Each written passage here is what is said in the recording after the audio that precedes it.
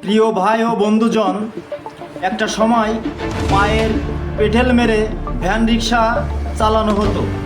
তো বর্তমান আধুনিক সময়, আধুনিক যুগে এসে পায়ের পেডেলের পরবর্তীতে তারা ব্যাটারি চালিত রিক্সা, অটো রিক্সা চালিয়ে থাকে।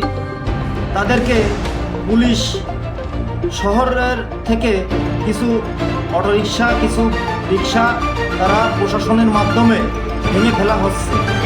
তো আমি অনুরোধ করব প্রশাসনের কাছে বিনীতভাবে যে আপনারা এই অটোরিকশাগুলো না ভেঙে ফেলে তাদের শহর থেকে গ্রামে পাঠানোর ব্যবস্থা করে দেন।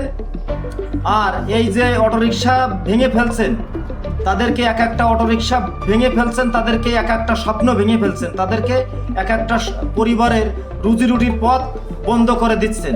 তো আমি বিনীতভাবে অনুরোধ করব শহর থেকে তাদেরকে গ্রামমুখী করে দেন, যাতে তারা এই অটোরিকশা চালিয়ে তাদের রুটি রুজির ব্যবস্থা করতে পারে।